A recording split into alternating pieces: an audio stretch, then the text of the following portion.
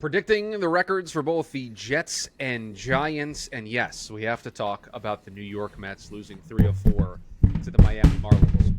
Jamie, fresh off of his trip to see the Yankees in person, ruining his just setup. Smacking. Are you all right? My mic? Yeah, no, I'm fine. I'm just smacking things. Guess I'm just mad at the way the Yankees lost their the fourth and final game of the White Sox series. You were very cheery in the pre-show, and then just immediately your microphone just decided, "Are we good? You want to? You know, it's like one of those competitions." Yeah, we're not restarting this. We're just going to keep this leaving in. all this in. But when you set something, you're Survivor, you big Survivor guy. When you're trying to win the immunity idol in Survivor, and you have to set up the tower, and then you have to let go of it, and it's got to stand for a 5 count. Should we do that with your microphone? Is your microphone? It's here. safe? It's fine. It's fine. Okay. Here, it's fine. We'll roll on predicting the final records for the Jets and the Giants. We'll talk about the Mets as well, struggling. Hopefully.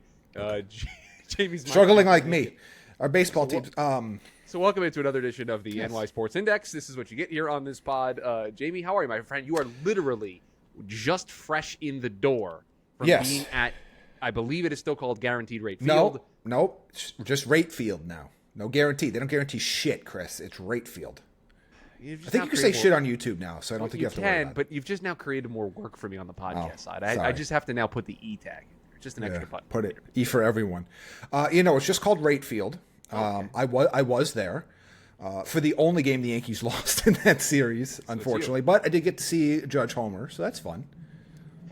Jets or Giants first for our predictions. And by the way, we're going to do individual player stat predictions on Wednesday's show. We'll have some gambling betting stuff. Jamie has a model that we're doing very well with last year, so we'll have some picks for you on Wednesday's show as well. Yep. But we want to do the record. We want to pull up easily top 5 favorite website, playoffpredictors.com, and go through the Jets and the Giants schedule. I will share my screen when you tell me what team you want to do. Chris, I will defer to you on this one. I think we will start with the Jets. Okay. I have the Giants up first, but I will. Oh, well, okay. Well, you do whatever you want. But we could start. No, let's start with the Jets. I feel like, the Giants are just, clearly the more interesting team in general. So I think we'll be talking about them more. Wink, wink. I didn't even get a response. All right, whatever. You know what happened to the Mets this weekend. You know I'm not in a joking kind of mood. So yeah, we'll talk. I assume your final word is going to be you can't keep Kodai Senga in the rotation, but we'll talk about that at the final word. But yeah, let's talk Playoff Predictor. Sure. And great website. Shout out to, I know you used to, those of you that are fans of Christopher Schubert over here know that this is a huge website that Kyle Krabs and Joe Marino of the Draft Dudes podcast used to spend a lot of time on. So I'm excited to get into it here. And I think these are going to be two teams that are going to be interesting because I think their records might actually not be too far apart from each other. But let's see where we go as we do this, Chris. All right, let's start the first game of the year, the Aaron Rodgers revenge game. The Jets will host the Pittsburgh Steelers. That game, just a couple days away. And I don't want the bias to show here, right? Because obviously I think being the Jets guy, I'm going to always default to trying to give them the benefit of the doubt. But I just think there's so much excitement around what the Jets will be able to do on the defensive side of the ball under Aaron Glenn. There's excitement on what they'll be able to do offensively. And this isn't going to be a top 10 offense in football, but there's just going to be more, I think, overall consistency within that group that when the team plays at home, and if it's a matchup that I think favors them, I'm going to pick them more often than not. But I want your thoughts on the Aaron Rodgers experiment in Pittsburgh and what you think he's actually going to be able to give them, because I do think that's what this game ultimately comes down to is what you think the Pittsburgh Steelers are going to get from Aaron Rodgers, because I think most of the time the Jets have a floor for the way they're going to perform on both sides of the ball, and I think they're going to be able to hit that floor on a pretty regular basis.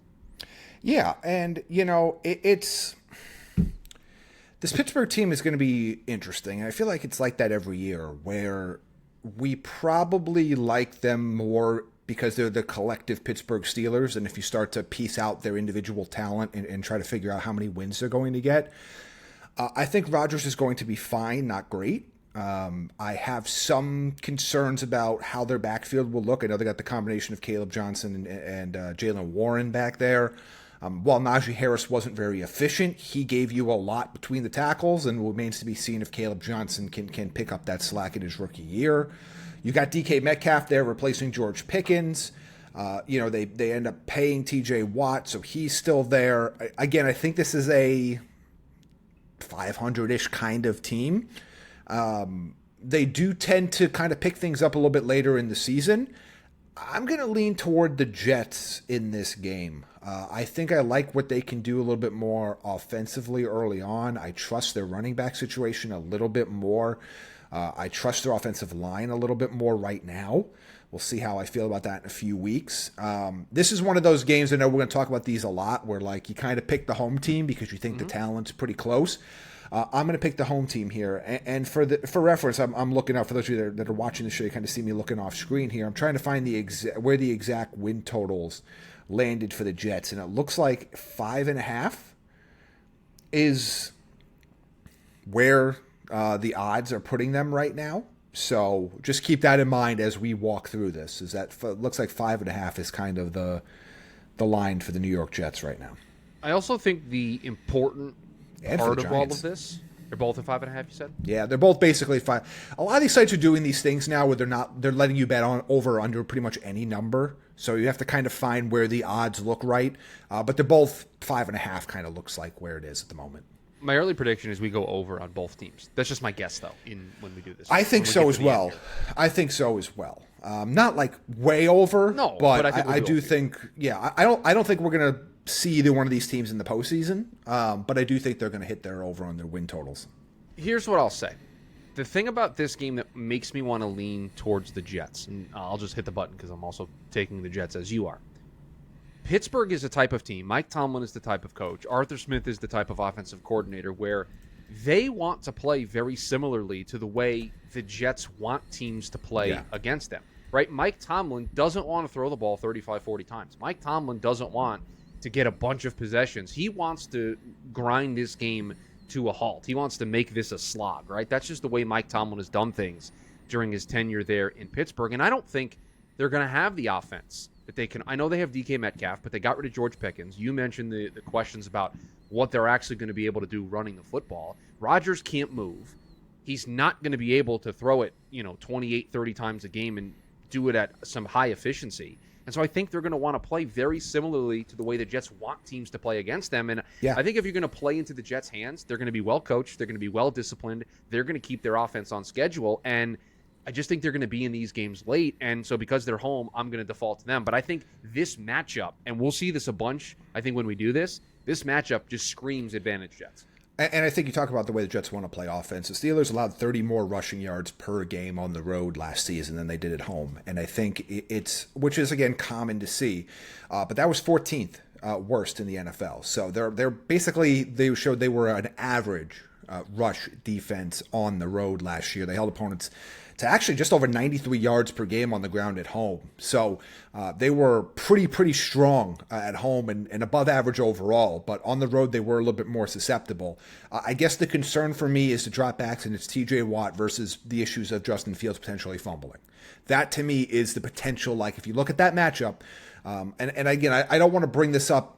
I think I brought up Justin Fields turnovers, but to me, I think if the Jets avoid a strip sack, I think they win this game. I know that's a weird, nuanced thing to say, but to me, the biggest thing I fear is Justin Fields getting hit and losing the ball on a TJ Watt sack. I think otherwise the Jets can do enough to win this game. I think overall, if Justin Fields plays turnover-free football, he and the team is going to be good enough to be in every game. Yeah. I think what's going to, and we can lead this right into the prediction for week 2. I think if they match up against a team that will take advantage of those mistakes, play a little bit more of a faster tempo, have that quarterback that can extend drives, extend plays, keep that defense on the field. I don't have a worry in week 1 of Rodgers when Jermaine Johnson and Will McDonald are barreling down on him, escaping, extending the play, rushing for 15, 20 yards on a 3rd and 12 and keeping the drive alive, right? Josh Allen's going to do that to you. You just have to know going into that game that play is going to happen, and it's probably going to happen a couple of times. It's going to make you want to rip your hair out.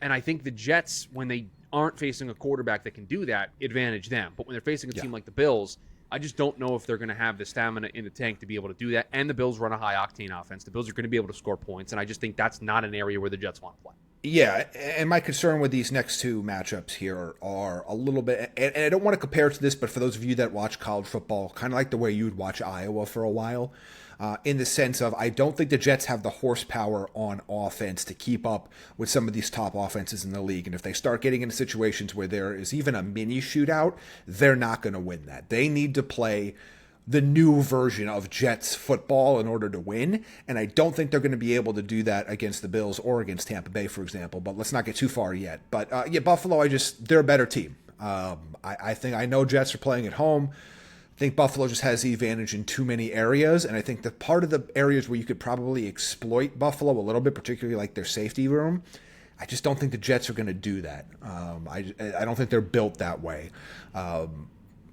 I really don't have much to say here. I think this is just the talent disparity is too large.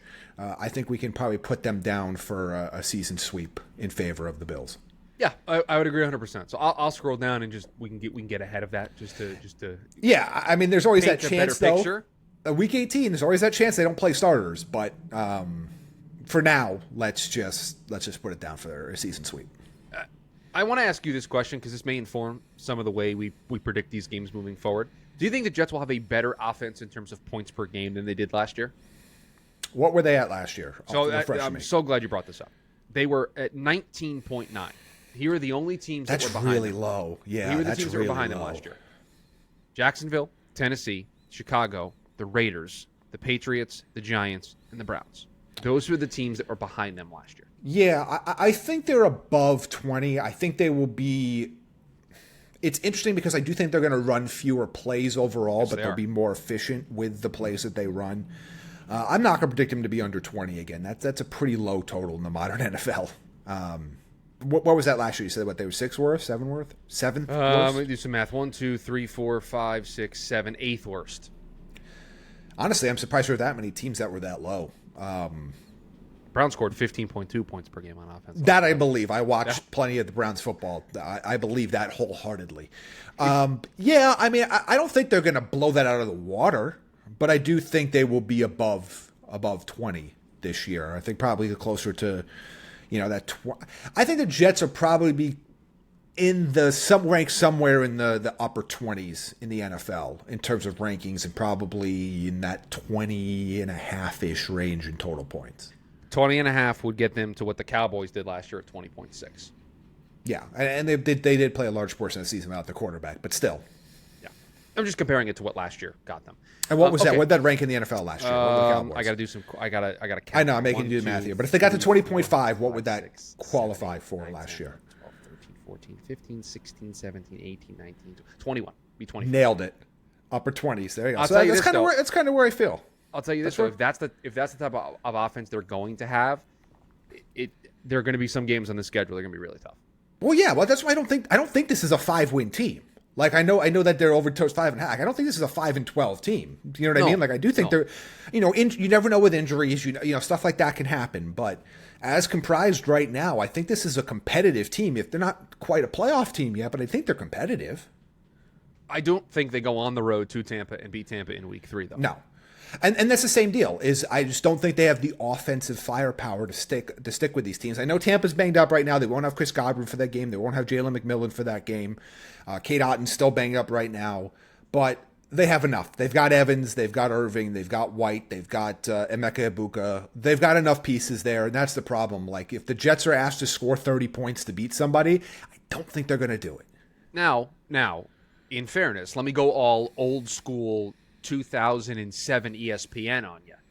The New York Jets have the recipe to go on the road and take on anybody. They got a great defense. They can run the football. They can control the time of possession. Like that's the recipe that they're going to have to follow. Sure. Let's see them do it. Right. I need to see it happen one time before I'm willing to say that they'll be able to do it. But again, to go all 2007 ESPN on you, they check all the boxes for those road upsets that everybody would pick. Here's the thing you're going to see, I think, when we do this. When they're facing bona fide playoff team division winners, we're probably not going to pick them. Yep. And that's kind of the case here with Buffalo and Tampa. There's no shame. This is, again, honestly, it's a really tough first 3 games. I mean, that's a real tough stretch right out of the gate. And make it very easily lose to Pittsburgh. Correct. I mean, they could be 0-3 here, and I wouldn't necessarily panic. Now, we have to see how they go 0-3 if that were to be the case. We have them going 1-2 here. But I mean, I could see them losing if they lose that first game close and they lose the next 2 games. There's probably be a lot of panic that's probably not justified, but we'll see. I see what you did there. Justified. It's Justin Fields. All right, let's move on to week 4. Do you want to just do the standard division split between the Jets and the Dolphins? I think so. I certainly do. I'm not in love with the Dolphins. I think they're a very weird team. But any bye for Miami, Monday night game. Yeah, I mean, I feel good with that. Yeah, I feel good with that split if we wanted to do that. Jets win their home game later in the season. Not something I thought I was going to say on this pod, but I want to pick the Jets to beat the Cowboys. I think I'm going to. As I said on the last show that we did, which we did a little YouTube exactly, short. Which I did exactly what you asked me to do. I put it on the YouTube. And guess what? It's our number 1 viewed short. Well, you got the people going with that one. I do think the Cowboys are the worst team in the NFC East. I do think the Cowboys are a team that's going to have to scratch and claw even to get to 8 wins, I think. Well, go ahead. I'm going to use one. Okay. Let's just use Jerry Jones's own words against him. What did they need to get better at? Stopping the run. Well, Kenny Clark is good at stopping the run, but that doesn't completely solve their problem. No, he doesn't. And neither does Deron Bland, who they paid all that money to. And so what the Dallas Cowboys' weakness on defense plays right into the Jets' strength. Correct. They're not going to be able to pressure Justin Fields to make him make mistakes. And defensively, I think the Jets have the corner set up to go up against CeeDee Lamb and George Pickens. There's the Jets' weakness on defense you would think is stopping the run. The Cowboys don't have a highly vaunted rushing attack. I'm with you. You've been able to run on the Cowboys for a while, and I like Kenny Clark, but you're still going to be able to run on the Cowboys. You're going to see a lot of Allen. You're going to see a lot of Hall in this game. You're going to see a lot of Justin Fields running in this game. They'll think they'll have a lot of success with it, and the Cowboys can't run the ball. With all due respect, I know Javonte Williams is another year past his knee injury, but he didn't look good last year. You got Miles Sanders, Jaden Blue. Like you don't have pieces there. I think the Jets can run all over them at home. I think these two teams are probably comparable in terms of where I think they finish record wise. And I'm going to take the home team here that I believe can run. I mean, the Jets could run for 170 yards in this game if they want to. Yeah, and that's going to be what the Jets are going to try to do most games. They're going to be the old, if we rush this number of times, if we rush for this number of yards, we should win more often than not. Like that's the way they're going to feel about their team going into the season. Week 6, home game. London. They're in London. I'm going to go with the Broncos here. I think the Broncos are a legit team. I like their ability to run the ball. The combination of J.K. Dobbins and R.J. Harvey, I think, are going to be exciting for them. Evan Ingram is going to play that big slot role for them after the trade of Devon Vele. Cortland Sutton really blossomed at the end of last year with Bo Nix. There is no home advantage for either one of these teams in this game. I think the Broncos defense is really good. I can't even say underrated anymore. They were probably underrated last year. I think people kind of properly rate them now. To me, I just think Denver's got too many pieces on both sides of the ball that outrank the Jets. So I'm going to go with the Denver Broncos here. I agree. Nothing really much to add here. And again, you can't pick the Jets to win all of these close games. They're going to give some of them away because first-time head coach, new coordinators, they're going to make some mistakes. And I think because we gave them the Steelers game, I think you have to give one back in that regard. And so this is kind of one that I would circle. Home against the Panthers. So the Jets not opting to take the bye out of the London game, choosing to come right back and play that following week, and they will do so against the Carolina Panthers. I want to take the Jets in this one as well. I will take the Jets, but this game scares me. I'm going to admit this right out front. One might say. I think the Panthers are better than people think. I think their offense is going to look a lot different than people remember. Bryce Young started to click toward the end of last year. The addition of Tet McMillan is going to be huge. Jalen Coker should be back at this point. The combination of Chuba Hubbard and Rico Dowdle, I think, is solid out of the backfield. I think they've got some solid pieces on defense. And obviously that is a tough travel to come back from and play, 7 days later. So I'll take the Jets for now, but that's a game they could drop. I think that's a game that would scare the hell out of me if I'm a Jets fan. Remember everything we said about the Jets not wanting to play high octane offenses? Yeah, this is simple. You know what? Here's the thing: the Jets, you can run. Jets will be able to run, but they're not. They can't run. They can't. I almost said they can't run with the Bengals, but you know what I mean. They're not going to keep up points wise with the Bengals, particularly on the road. And the Bengals are coming off the bye. The Bengals are coming off the bye, mini bye, just a mini bye. Mini bye. Okay, well, whatever. I just don't. If Joe Burrow's healthy, I don't see the Jets being able to put up enough points. To your point about running the football, if the Jets commit to just 9-minute drives all game long, and they limit the amount of times that Burrow and that offense can touch the football, that's their pathway. Sure. I just think, to me, the way you beat the Bengals is by attacking their secondary and attacking their lack of pass rush for points. I just don't know if the Jets are built to do that. Like, you're not going to beat the Bengals 20-17. I just don't see that happening. No, and you have to and again, game script is very important for the Jets this season. It's just the way everything about their offense is going to run. I just don't think against Cincinnati they're going to be in a favorable game script, because just like when we picked Buffalo earlier, and I think to a certain extent Tampa, the other teams where we pick the Jets, I don't worry about those teams being able to go up 17-0, 21-3, and the Jets have to throw their way back into it. I think those games will be close, so even if the Jets are trailing 10-3 or 10-7, they can stay on schedule and keep doing what they're doing. Whereas with Cincinnati, they could see the ball 2 times in the first half, score on both drives, the Jets are down 14-0, and you're going to have to throw to get back into the game. Yeah, and that's the danger zone for the Jets as currently constructed. We'll talk about what they could do maybe next year with this quarterback class to maybe not be in that situation in 2026. But for right now, so where do we have them? At 3-5 at the bye? No, we have them at 4-6 right now. I don't think they're going to be in a quarterback conversation by the time everything's said and done here. We do not have them at 4-6. Yes, we do. We gave them the Dolphins game late in the season.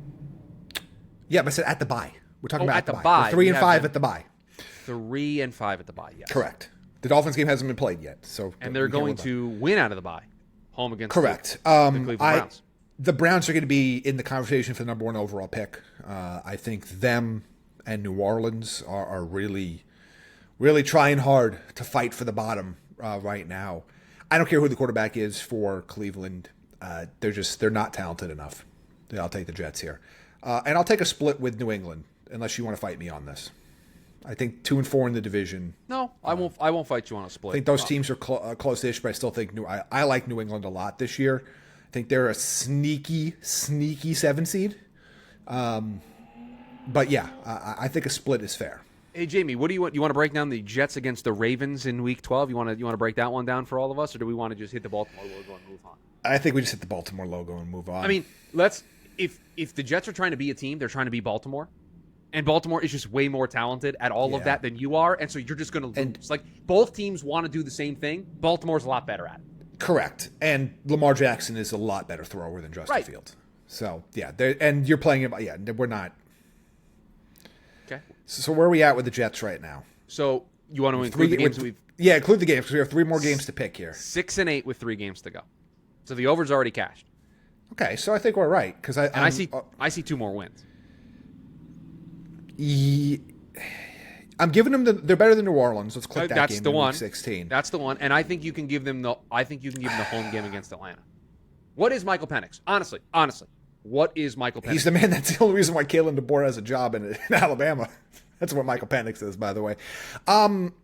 Yeah, I mean, I feel like both of this game and the road game against Jacksonville are coin tosses to me. So if you want to give them 1-1 in that, I think that's fair. Here's my point. Games, Here's what I'll say. If Justin Fields and the offense are going up against a defense that doesn't have a good pass rush, advantage Jets offense, right? True. They're going to be able to do what they want to do. Atlanta's been searching for a passed offense, not to get political, since the Obama administration. I mean, they have not had a consistent, reliable pass rush, and to me, that's going to allow Tanner Engstrom and this offense to just run on schedule and do everything they want to do. They're going to be able to pick whatever play in their bag of tricks that they want to run because there is no serious threat that Justin Fields is going to be under siege. Yeah, I mean, you basically are looking out at this point for James Pierce, right? And then we'll see where Jalen Walker ends up playing. They're 2 rookies. But yeah, I mean, I'd be more concerned about the Jacksonville's pass rush right now than I would be Atlanta's, and obviously Jacksonville's at home. So we split that. So that's 8-9? That we get the Jets to 8-9. And I don't feel bad about it. Like I don't look at this and say we were too nice to the Jets. We were too generous to the Jets. Let's do a doomsday scenario then on this. Let's say let's give them the 50-50 gives. Let's give Pittsburgh. You want to give Dallas? No, let's just give them. What road games do we have the Jets winning? Was that the only road game we had the Jets winning? The Saints. The only road game we have the Jets winning is at New Orleans. Yeah, I'm not taking that away from. Okay, so then what's the other doomsday? Let's take away. Give them Dallas. I just want to see what's the. Okay. Do you want to give New England both games? No, because I like 2-4 in the division. I think is fair. You want to give Atlanta? I guess maybe Carolina, maybe Atlanta. I'll give you one of those two. Okay. It's 5-12. Okay, so doomsday is the line that they basically set, but we have 8-9. I think doomsday is you go 0-6 to start the year, which I don't think is likely. So yeah, I mean, I think we both like the over here, which is what we thought. Yes. We got them to 8-9, and you think you could debate a couple games here. Okay, so they're 7-10 maybe, and either way, it's over the total. And in general, and I don't have any statistical analysis to back this up. I wonder if producer AI could help me with this, but I wonder if I'm not surprised that we ended up having them go 7-2 at home and 1-7 on the road with a rookie head coach. I'm not surprised that we lean towards, hey, when you're at home, you're going to play with that little extra juice, and that's going to help you. Yeah, and also the home games you have to look at. Outside the division, you have home against Pittsburgh, home against Dallas, who's a lot worse than we would have thought necessarily, home against Carolina, home against Cleveland. Against Cleveland, home against the Patriots. Oh, you said non-division. Home against Atlanta. You don't have to travel to Atlanta. Yeah, and 2 of the 3 division opponents you play this year, you're comparable, I think, other than Buffalo. So you actually have a pretty reasonable home schedule this year, especially if you consider the non-London game. You know what I mean? If you take that game, the true home games you play this year, you actually have a pretty reasonable home schedule. Yeah, I fully agree. Which is why I like doing it this way. Because I think if you would have asked me at the beginning, I would have said, I think I'm probably going to pick the Jets to win 6 or 7 games. But I think there's a path here to 8, as we just pointed out.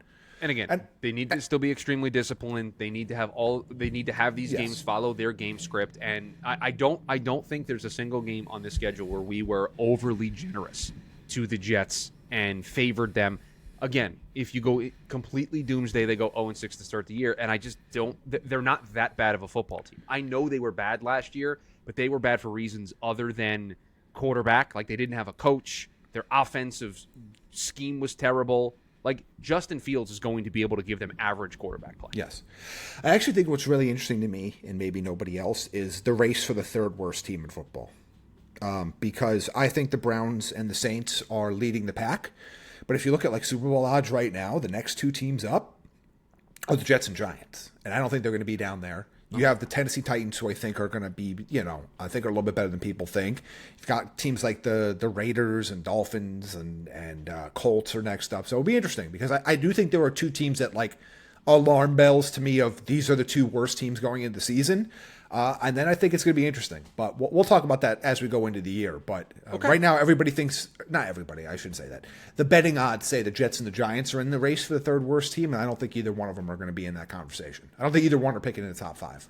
Let's talk about the Giants. And before we do, you're the Giants guy. Yep. I think we need to kind of frame this at the top because we spent a lot of time talking about this with the Jets, and I think we – Okay, hat change. Sorry. Man, I hate how prepared you were for that. I hate. Yeah, that's what I was reaching for, and I knocked my mic over and everything else. I was preparing for this segment at the beginning, and then I knocked everything over. I hate how you had that gimmick ready to go. I did. I thought about it. So that being said, we set this up for the Jets because I think when you are a team that is middle of the road or worse, I think it's very important to look at what is my game script to win. Whereas if you're the Ravens, if you're the Bengals, if you're the Bills, you have a game script, but you're also really talented to where if it goes off script, you can still win. The Jets and Giants, it's going to have to follow the script in order for them to win games. So when looking at these matchups, what is the path for the Giants to win? And perhaps it does depend on who's under center playing quarterback. Well, it does a little bit, but I also think they can win a few different ways. Whether it's going to be consistent or not is the question. Defensively, I really like what they have. They have an elite pass rush potential on this team that I think is going to keep them in games. I like their ability to run the ball with a combination of Tracy and Scatterboo. And early on with Russell Wilson, you have the ability to at least throw a deep ball that you really didn't have before. Obviously, the health of Malik Neighbors means a lot. The thing that's going to happen for the Giants, though, is much like the Jets in this case, is they need their defense to lead the charge. The defense is the best part of this team right now, and their pass rush can be incredibly disruptive and create turnovers. So that is the area where they're going to have to win. Although I do think they can win a shootout occasionally if they need to, where the Jets feel like their team is not constructed to do that at all. I think the Giants have a shot at some, you don't want to get in a shootout every week by all means, but I do think they have a shot in that scenario. But they also have a really, really tough early season schedule, as we're about to get into, and I think they're gonna pick up some wins late. Maybe that's with a different quarterback under center, but I think a lot of that's going to be because of the the change in the strength of their schedule as we get to the back half of the season. Do we want to assume Russ starter all season long? And then do a different version if we think a quarterback change happens. Because then we have to play the game of picking where we want to put Dart in. The question is like, I'm not sure early on it would change my opinions. Like, because I'm starting to, and that's not to say I don't love Jackson Dart. More so of like the games I'm worried about them losing. I'm not sure they're gonna are they gonna beat the Eagles? Doesn't matter what quarterback that they throw out there. That's a Week 6 game. Could we get there first? Okay. But that's what I say. You start thinking about where they're going to, Week 6 and Week 8, you play the Eagles. Jackson starts starting either one of those games. Do you feel that much differently? In terms of their ability to win, you probably feel differently about your the optimism, but we'll get there. Week 1, home against the Washington Commanders. Logically says take Washington. I think that's a winnable game, though. Really? You want me to hit this button? So now it's up to me. I have to decide. You have to make the call. You got to sell me. You got to sell me Week 1. I don't think Washington's roster is as good as people think it is. We will see how rusty Terry McLaurin is to start the season. Do you have worries about Washington's ability to run the football consistently? I know everybody is in love with Bill Krosky-Merritt to start the year, but if I told you have a backfield of Krosky-Merritt, Austin Eckler, and Jeremy McNichols and Chris Rodriguez, I don't think you're exactly jumping for joy.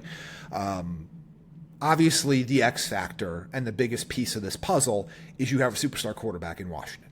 And I think that's why, and they're at home, and I think that's why you make that choice there. But I think this is a winnable. I wonder what the spread is. I'm just looking up the spread because I feel like this is a one-score game, and I feel like people don't think the Giants can compete. But let's see. Well, they're going to get the standard 3 to start. Oh, 6.5. Okay, I mean that's the wise guys reasonable. The wise guys are with you. I think this game's in doubt late. I really do. I get it. Logically would say this, and I think I would push for a split here. So I guess here's what I'll do. I'll give you a split. Most people wouldn't give you a split. I'll give you a split. I think I would split against everybody here except the Eagles. I love giving you a split because it's out of your bye week. I love giving you a split. Yeah, and I think Dart's definitely playing at that point. Right. Oh, I love a split there. Love a split. But just for for everybody, we'll recap it. Hell, we'll know. So we're recording this on Sunday night. It's crazy to think about. Exactly 7 days from now, we'll know the result of this game. Like football season, 7 days from now, flying, we'll be talking about it. We'll be talking 7 days. We'll be talking about what the result is. Cut to this segment, by the way, when they lose like 35-10. But I really think this is a close game. I think it's a winnable game. Do you want to do it? Because I want to do it. I want to do it. To do it. Here's the thing. You're gonna have. I want to do it too, but I feel like I'm being too homerish to say they're going to win both games against Dallas. But I'm not the homer, and I'm saying they're going to win both games. Then let's do it. I think they're a better team than Dallas. I really do. And honestly, I thought they were a better team slightly even before the Micah Parsons deal, to be honest with you. But I think it really solidifies it here. So, all right, cool with me. Here's the thing. Dallas doesn't do a lot of things well. And their roster construction bothers me. They're not set up to run the football very well. Obviously, I'm not a Dak hater. My concern with the Cowboys Dak does not even come up on my list right now with my concern with the Cowboys. I actually am a fan of his, and I think he's a perfectly fine, above average starting quarterback in the NFL. But I don't think they can run the ball effectively. I have massive concerns about that secondary. their best players in the secondary are very boom or bust. Like, they can make some plays on the football, but they can also get burned deep. Diggs isn't healthy yet. You don't have Micah Parsons. You don't have anybody that's going to replace Micah Parsons. I have concerns at all levels of their defense. I think they can get exposed by a lot of teams here. They're going to need Dak. The Dak, Lamb, Pickens combination to really just carry them throughout the season, or else they're going to have some struggles. You know what? They are the NFC Bengals, but they don't have Joe Burrow. I was just going to say that's tough because the Bengals have a good quarterback and the Cowboys don't. But in terms of well, here's the thing. I was like a lesser version. They're like the diet Bengals. They don't have as good of a running back. They don't have as good of a quarterback. But like that's how I think they're going to have to win this year. They're going to have to be the diet Bengals, and they're going to have to win every game 38-31. Correct. And I just don't see them. Like I said, I think they're fourth in the division. And something that you didn't even mention, and I think I've harped on it a little too much. I have major coaching questions. Yeah, I want to believe in Brian Schottenheimer, but yes, that was an extremely curious hire on their part. I mean, did it just feel like Jason Garrett 2.0? It does a little bit. I mean, I thought his dad was such a great coach, so I want to kind of give him credit. And I thought Marty got a raw deal at the end in San Diego, but yeah, it is definitely questionable to me. I just have the Cowboys just. That's a weird team. That's a team that could be, if you ask me right now, who's a team that nobody's talking about that could pick in the top 5 that might pick in the draft, I think it might be them. I'm not going to predict them to pick in the top 5. I'm not doing that. But I think if you wanted me to give you a surprise candidate, and don't say Saints, don't say Jets, don't say Browns, don't say Colts, things like that, I think they could be a team that's a surprise top 5 pick team. And I didn't even mention, I have major concerns that the experience that Shoddy's going to lean on is Matt Eberflus, because that went so well for him. I can say firsthand, I watched it. For those of you who don't know, I live now in Chicago. I live about a 10-minute walk from Soldier Field. I promise you, I don't have any faith in Matt Eberflus to scheme things up for the Dallas Cowboys. The Chiefs are going to win in Week 3 against the Giants. Yeah, this is a run where I think the Giants lose a couple here. Yeah, Chargers are always a winnable game. I'm not going to pick them here, but it's a winnable game. Just because the Chargers do stupid what on the, and that's a West Coast team coming to the East Coast, 1 p.m. start time. I won't have you give that to me because you gave me the Dallas one, but again, that's a winnable. The Giants could be 2-2 here, or 3-1 even in the right scenario. I know we have them at 1-3, but 2-2 or 3-1, fire up a parade. Yeah. I'm just saying. That would be impressive. Given the win here against, I think New Orleans is going to struggle to win 3 games. So they lose both Eagles games. Yeah, I think that's fair. I'm going to give Denver here. Okay, I would agree. I think Denver's a really good team. I think Peyton's going to outcoach Dable, and that's not a shot at Dable. I just think Peyton's going to have his guys very prepared for that. Yeah, game. But again, I think it's a winnable Especially game. if it's against Russ.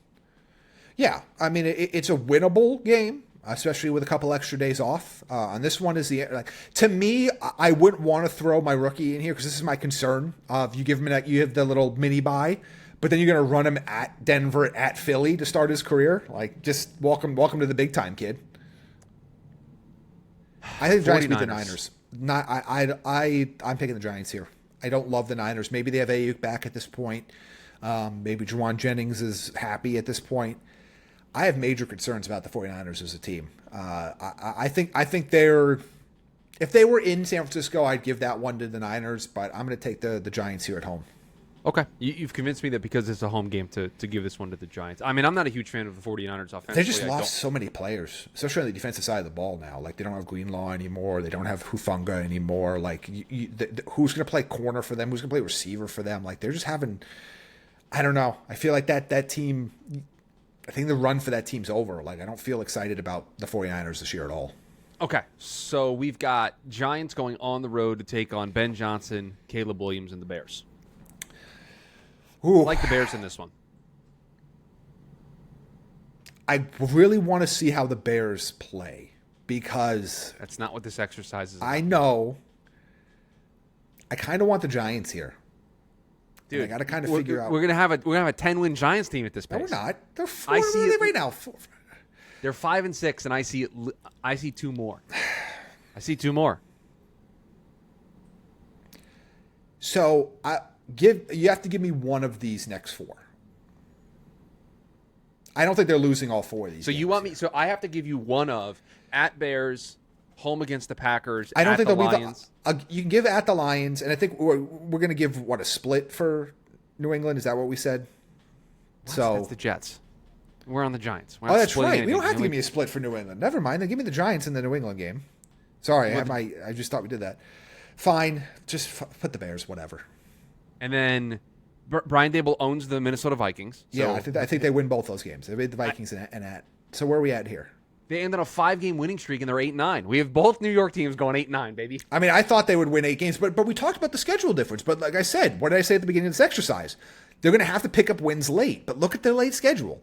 At New England, home Washington, home Minnesota, at Las Vegas, home against Dallas. Like, that's the stretch where this is the Daboll saves his job stretch, right? Like, this is, you have Jackson Dart in at this point. Man, you can start your Dart schedule this gets game a here. lot lighter. You could start Dart week 13 and have him finish the year. I mean, on a hell, you really can even good start in note. week 12. I mean, look, the Lions are going to beat you, but like the Lions defense doesn't scare you that much right now, does it? Like, No. in terms of just, you know what I mean? So like that's to me is this is going to get rough early just because, I mean, look at the schedule. You have both Eagles games in the first half of the season. You host the Chiefs, you host the Chargers. Like, it's a really rough stretch outside of the game you get to play against New Orleans early in the season, but it lightens up a lot late. 8-9 for both New York teams. I kind of figured I'd get to 8 for the Giants. The Jets, I thought, a little bit higher than I thought I was going to get.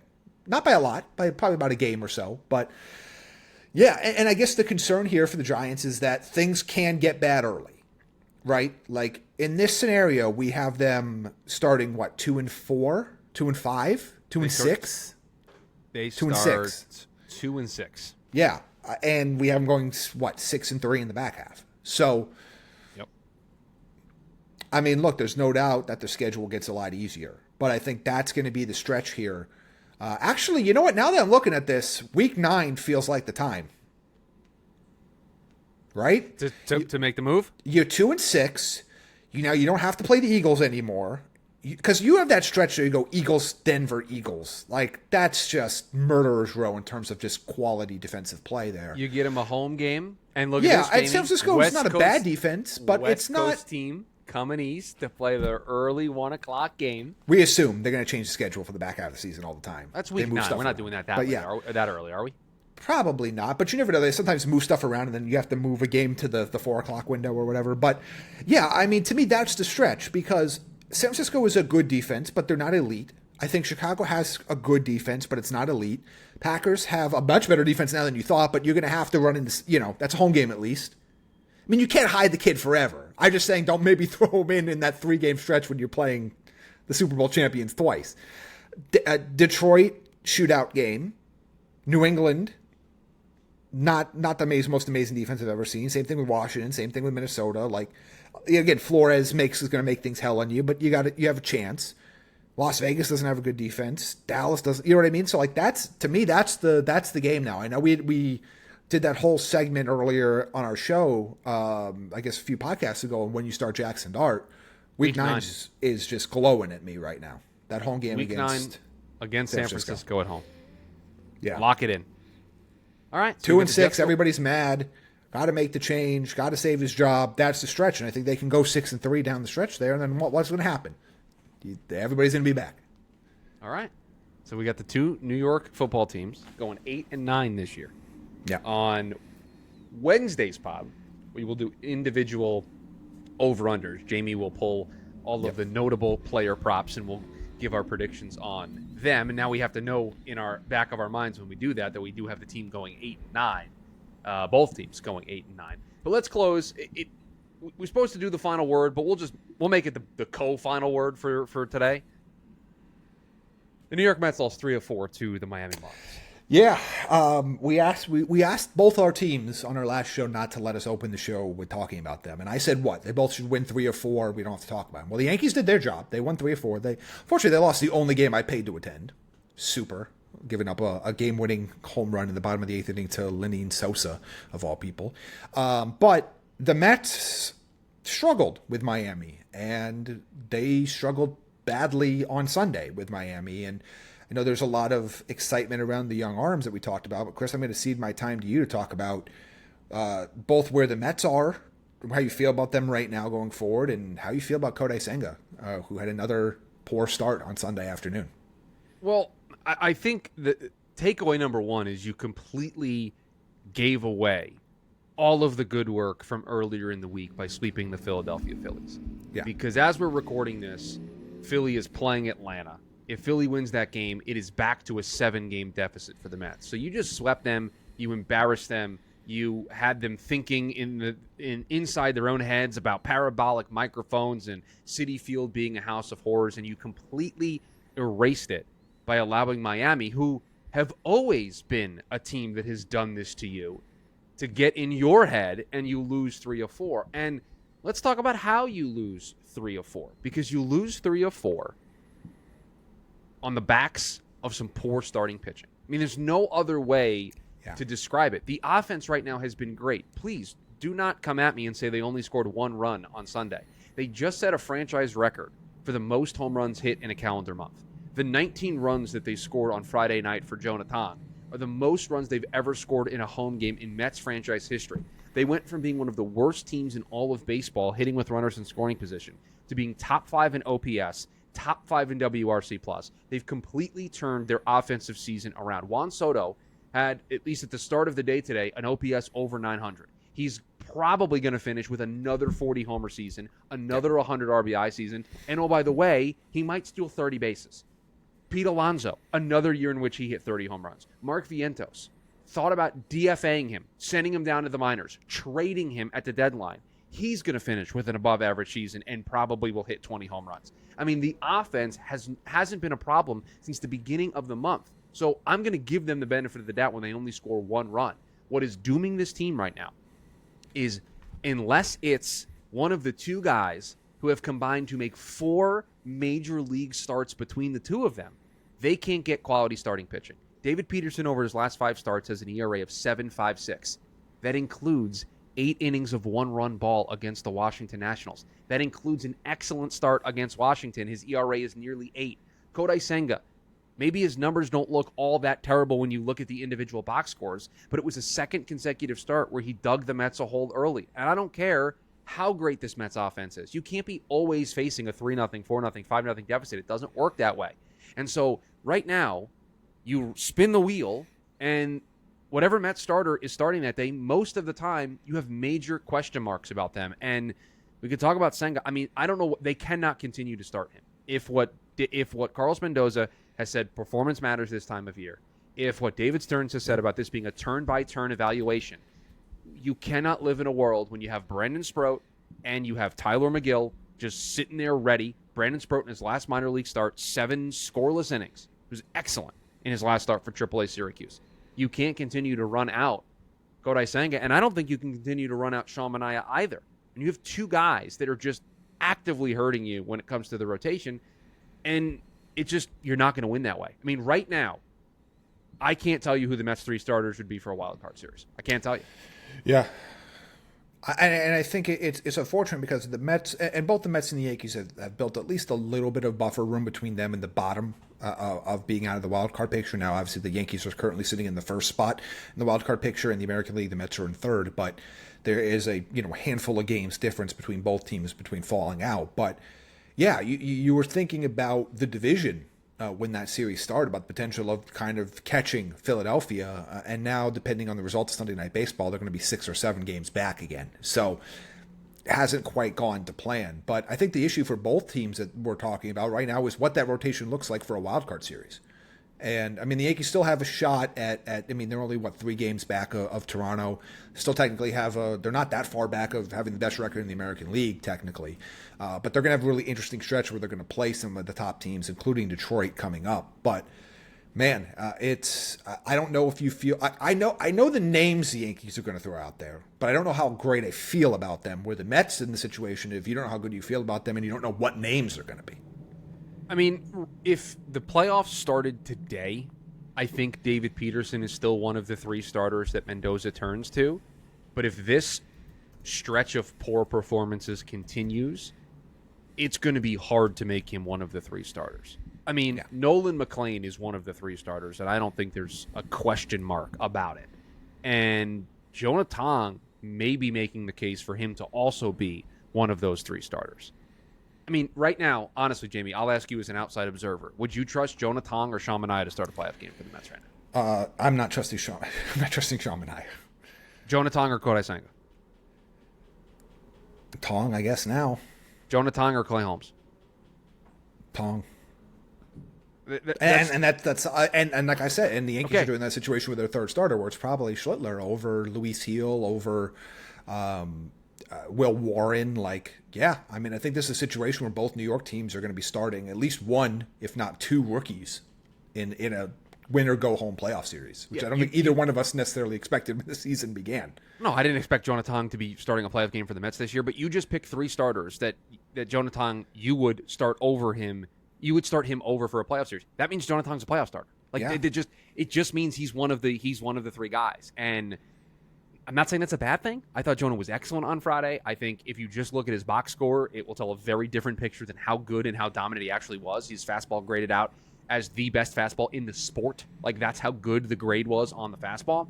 And the changeup was great, and the curveball was filthy. I mean, it was really, really good from Jonah Tong. Yeah. But I just said out loud that one of the 3 starters for the Mets in a potential playoff series is a guy that, as we are talking right now, has thrown 5 innings at the big league level. 5. Yeah. That's the state of affairs for the Mets right now. Yeah, we talked about 3 pitchers that weren't pitching before the All-Star break. Like, that's kind of where we're at the moment for these teams.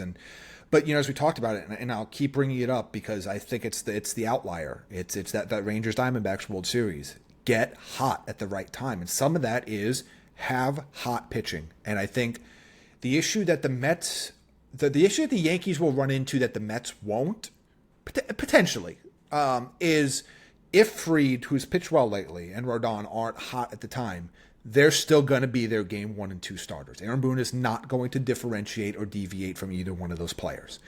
The Mets have the opportunity. It's not necessary. I think you would rather just feel better about it. But the upside, the silver lining to the dark cloud, is that the Mets have the opportunity to pick their 3 hottest starters, regardless of veteran status, regardless of contract status, regardless of name value. They have that opportunity to do that for that series. And again, sometimes that can be a refreshing moment because when you're hot, you're hot. And right now, the youngsters in New York are hot. Yeah, you just have to play your best, right? You have to Yeah. put your best on the field, and I think you're doing the rest of the team a disservice, and you're also doing that entire rotation a disservice, and the fan base a disservice by not starting those guys. Like, Here's one thing that you and I both know from covering multiple sports and being in locker rooms. You can fool a lot of people. You can fool the fans. You can fool yourself. Mm-hmm. You can fool the media. You can't fool the guys in that room. They know who their best players are in that moment, and they know. And sometimes you just have to make the decision to go with those best players. We see a lot with the quarterback conversation. I mean, I know pitching's a little bit different because you got 5 guys in the rotation, but the guys in the room know who the best quarterback is. The guys in the room know who the hottest pitchers are in the moment. So you could say whatever you want to the media. You could say whatever you want outwardly, and I understand those are different beasts you have to juggle. But the guys in the room know who they want to be out there. Of course. And again, you can't get all the way up until this point, and for both teams, but this conversation was started by discussing the Mets rotation.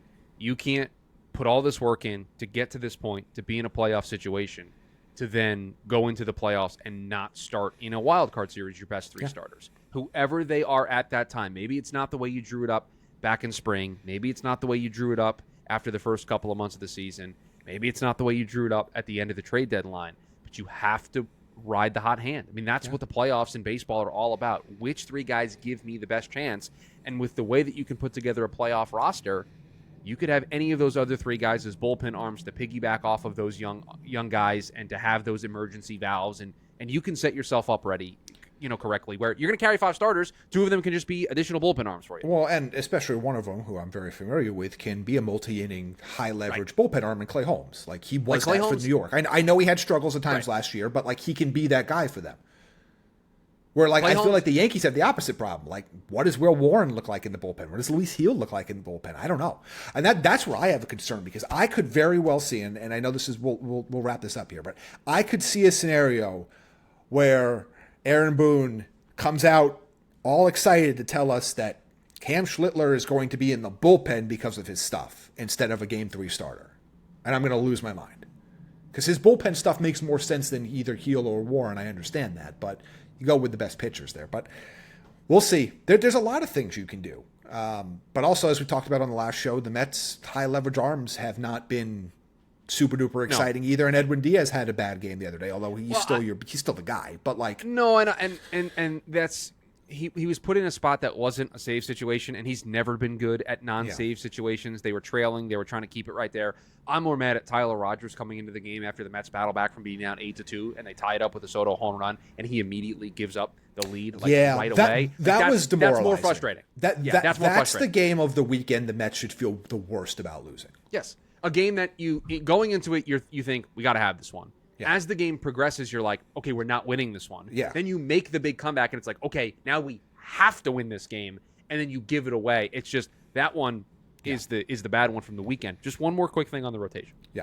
If you are considering moving Senga, Minaya, or Holmes to the bullpen for the postseason, in your the best thing you can do right now is to get McGill and Sproat up in this rotation and move those guys to those roles now so they can start getting some reps ahead of the playoffs. The last thing you want to do, in my opinion, is experiment with Kodai Senga as a bullpen arm in Game 3 of the NL wild card when your backs are up against the wall because Jonah Tong only gave you 3 innings. He threw 75 pitches through 3 innings and gave up 1 run. I know this would have seemed unthinkable 3 months ago, but are we sure even Kodai Senga is going to be on the playoff roster? Because to me, if he's not going to be, especially in a short series, if he's not going to be in your rotation, what's the point? Like Clay Holmes, I see a very easy role. Even Minaya as a bulk arm, I could see their in San Francisco. I could see their stuff, their roles, their experience. They're having that's fine. I don't know where Kodai Senga fits if he's not one of your 3 guys that are going to start. Right? Like, I mean, I agree. I don't necessarily think he's going to be on the playoff roster right now. And you know how much I liked him coming into the season and said all these nice things about him. And then like 3 hours after I said all these, I sent you like a paragraph of niceties about Kodai Senga. And that was like 3 hours before he had that, was it hamstring or whatever? Hamstring, and he's never been the same. Not been the same since. Like, I'm not sure he's on the playoff roster for the wild card round. I think if you're making the playoff roster right now, he's not. No. Yeah. I think they would take an extra bullpen arm over Kodai Senga. I think they should in a short series like that. Absolutely. That is going to do it for us here on this edition of the NY Sports Index. If you are new here, please rate, review, subscribe to the podcast wherever you are listening to the podcast. If you want to watch the show, you can watch it in the Spotify feed. We have the video over there. You can also go to the NY Sports Index YouTube channel. You can catch the short-form content that we produce from these pods, but you can also watch the long-form video version of the show as well. And for an episode like today where we were on playoff predictors and we had visual aids, this feels like one that you probably want to see the video version of. So either Spotify or over on the YouTube channel to go ahead and do that. We are back Wednesday. Player predictions, player props for both the Jets and the Giants. Any other happenings with the Yankees and the Mets, perhaps some roster moves get made. It is September 1st when you were listening to this, so both teams will be adding some members to their roster, so we'll break that down, and we will continue to get you ready for Week 1 of the NFL season. Until then, have a good one.